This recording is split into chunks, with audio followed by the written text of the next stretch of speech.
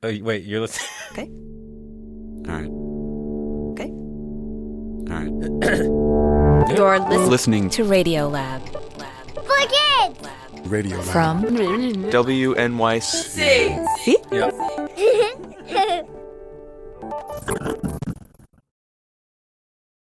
3, 2, 1. Imagine the Terrestrials feed suddenly comes back to life.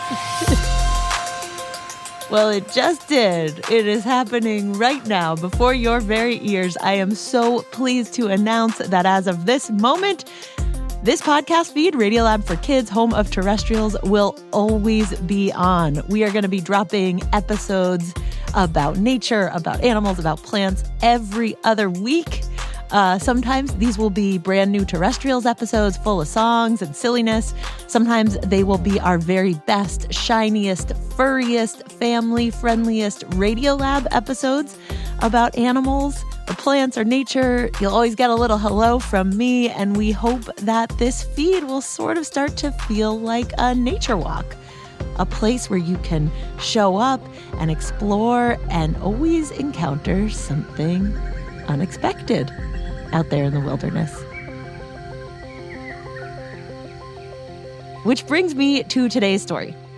Today, we have a story about a gorilla. A gorilla who was kind of sad because he was stuck in a zoo.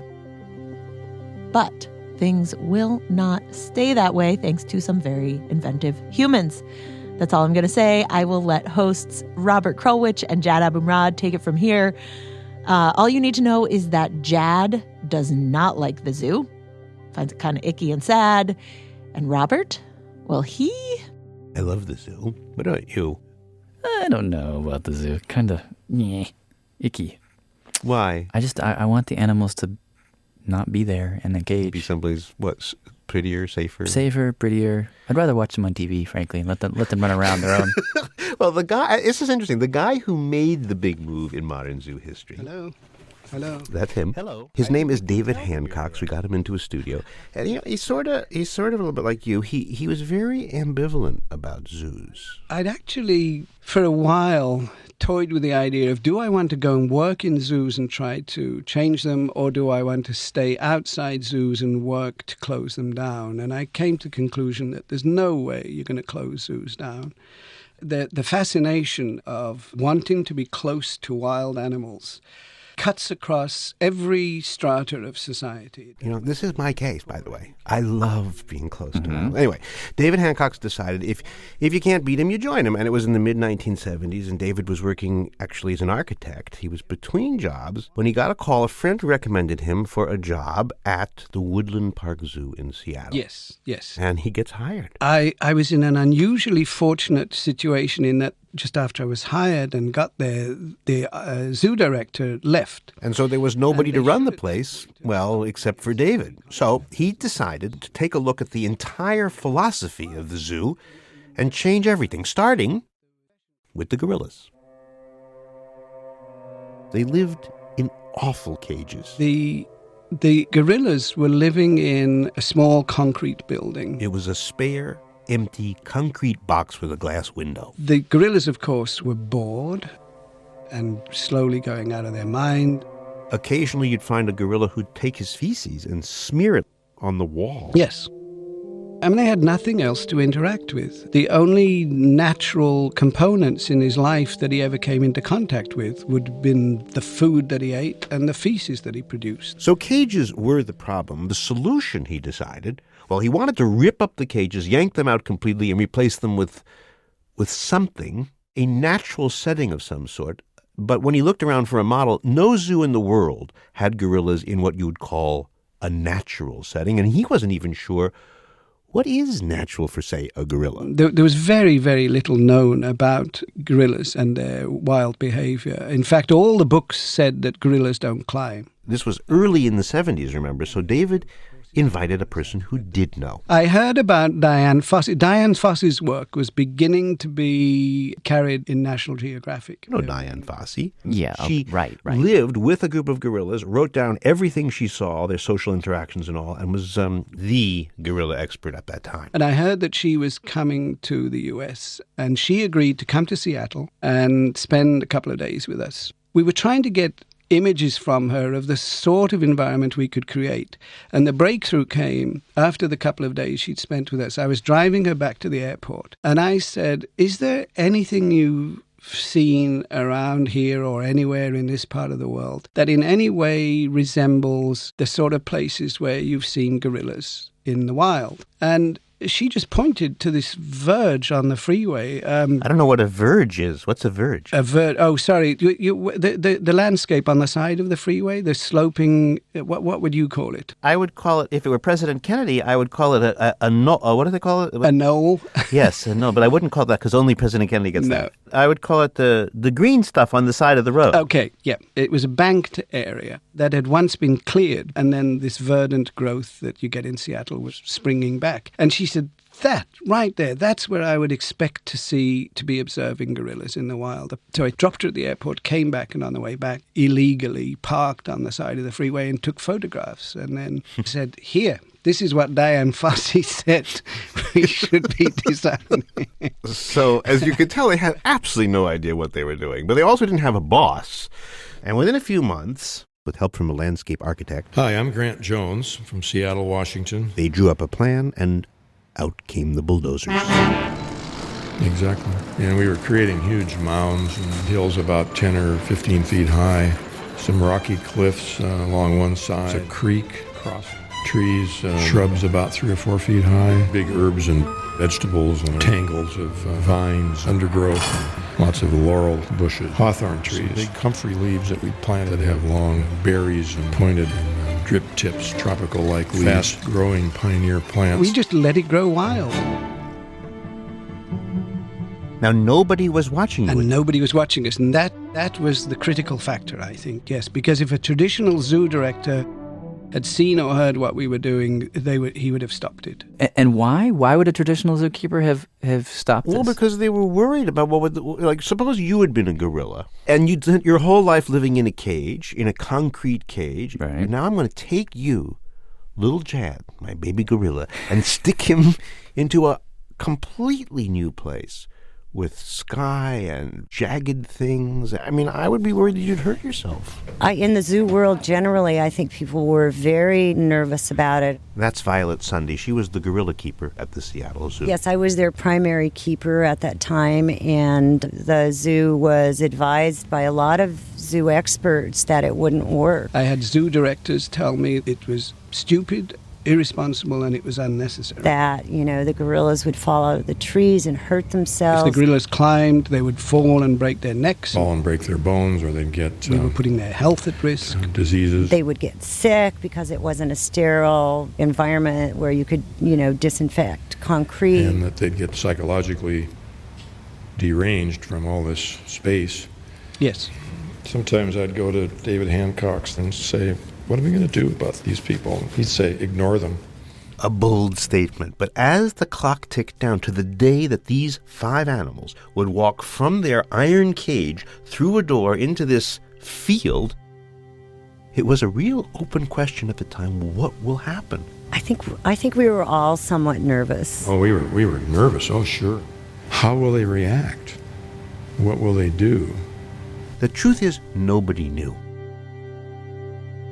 We'll be back in a moment. Terrestrials is back. On with the story. And so after 5 years getting ready, after 16,000 square feet of gorilla display area were prepared, finally, it was time. On this sunny July, I think, as I remember, it was a July morning. I can't remember the exact year. I think it's 70s. Actually, I just looked it up. July 31st, 1979. We let them out. Kiki was the first to come to that doorway and look out. Kiki was the dominant gorilla of this group. There were 6 gorillas. He was the star. Kiki was my favorite, I have to confess.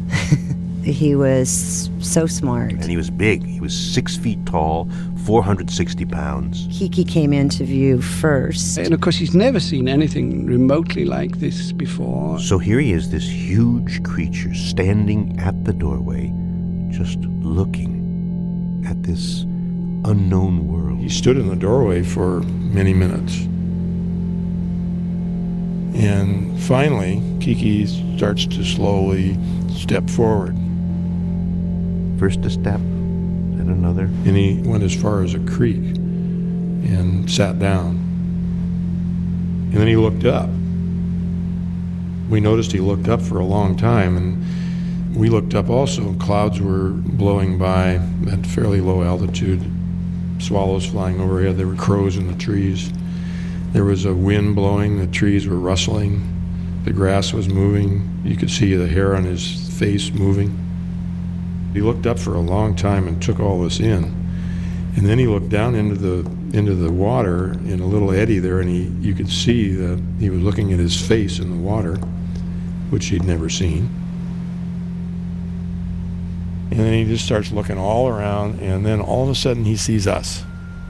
Grant, Violet, and David and a few others were standing behind some glass at an observation point. They were about 100 yards away from the doorway. And he came right up to the glass where we were. And they knew that Kiki had been a pretty angry gorilla before. And then he did something that we, in a million years, hoped he never would, which was to reach down into the sand, screwed his arm down deep into the sand, and he pulled out this big chunk of broken concrete about 6-8 inches wide. And then he held it up over his head. We thought, oh, this is it. He's going to break the windows. We'd spent weeks raking and telling the contractor to remove all debris and begging them to check and recheck to look for such things as this piece of concrete. And there it was. So Kiki held it over his head and sort of waved it around a little bit and looked with an angry look at us. And he just held it there. And then he just dropped it. He almost threw it down. He just sort of dropped it down. We all breathed a sigh of relief. And then he laid down on his back, and his mate Nina came over and sat beside him, and a little baby came over and laid on his chest, and they just proceeded to enjoy themselves like we weren't there. It was magic. It was magic. They looked like different animals. Totally different animals. It felt like we were seeing a gorilla in the wild. Needless to say, we all cried after he came over. I didn't cry, no, but I had a lump in my throat. I felt like, finally, this is right. This is really what's right for them. I remember there was this strange feeling afterwards. It was almost like we'd been to a wedding where there was this mixture of happiness and sadness, and I think more than anything else, though, it was just a great sense of relief. We thought, well, when will he produce this angry behavior and pound on the glass? And he never, ever did it. The old Kiki never returned, never filled his body again. He was never angry anymore? Well, I think what he's saying is that Kiki had really changed. The change in cages truly changed the animal. The outside can change the in. That will do it for today. Thank you so much for listening. More stories about this lumpy old planet of ours coming up in 2 weeks, with brand new Terrestrials episodes coming in September. See ya. First message. Radiolab is produced by Jad Abumrad. Ellen Horn, Senior Producer. Lulu Miller, Assistant Producer. Production Executive, Dean Capello. Production Support by Sarah Pellegrini, Brett Beyer, Scott Goldberg, Alaska Keyville, Sam Leviander, Avian Mitra, Ryan Scammell, and Jacob Weinberg. Also, very special thanks to Tamar Lewin and Amy Bush's class at North Star Academy for their musical contributions.